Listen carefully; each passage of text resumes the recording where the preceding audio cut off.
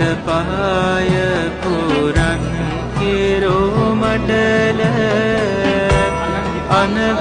අනගතප්තයේ සත් බිම්බෝ පියුම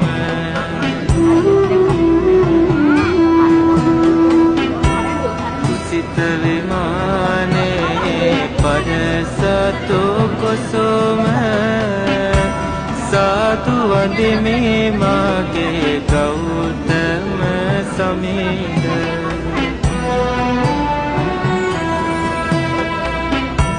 සසර ගමන දුක බව දැනගත්තා සසර පුරා පතිනිය හැරදා අතිර භවයේ සැනසුම්